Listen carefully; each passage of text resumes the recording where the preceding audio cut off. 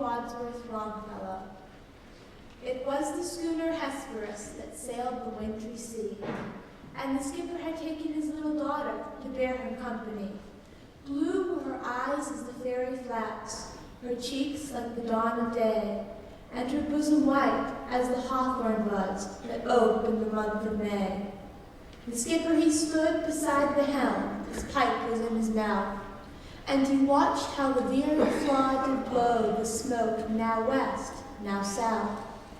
Then up and spake an old sailor, had sailed to the Spanish main.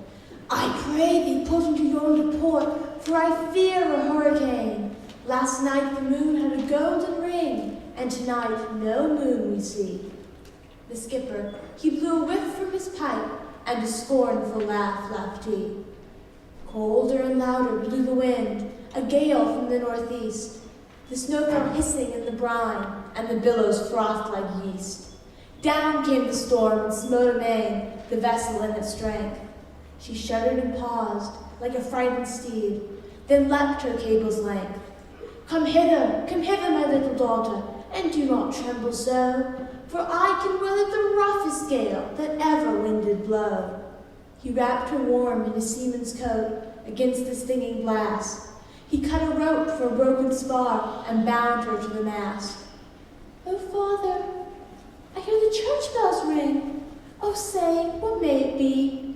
'Tis a fog bell on a rock-bound coast, and he steered for the open sea. Oh, Father, I hear the sound of guns. Oh, say, what may it be? Some ship in distress that cannot live in such an angry sea. Oh, Father, I see a gleaming light. Oh, say, what may it be? But her father answered never a word. A frozen corpse was he, lashed to the helm, all stiff and stark, with his face turned to the skies. The lantern gleamed through the gleaming snow on his fixed and glassy eyes. Then the maiden clasped her hands and prayed that saved she might be, and she thought of Christ, who stilled the wave on the lake of Galilee. And fast through the midnight, dark and drear, through the whistling sleet and snow, like a sheeted ghost, the vessel swept towards the reef of Norman's Woe. And ever the fitful gust between, a sound came from the land. It was the sound of the trampling surf on the rocks and the hard sea sand. The breakers were right beneath her bows. She drifted, dreary wreck, and a whooping billow swept the crew like icicles from her deck. She struck where the white and fleecy waves looked soft as carded wool, but the cruel rocks, they gored her side like the horns of an angry bull. Her rattling shrouds all sheathed in ice, with the masts went by the board. Like a vessel of glass, she stove and sank. Ho, ho, the breakers roared.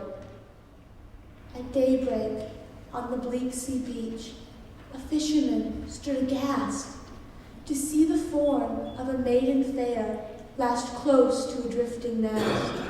The salt sea was frozen on her breast, the salt tears in her eyes, and he saw her hair like the brown seaweed on the billows fall and rise. Such was the wreck of the Hesperus in the midnight and the snow.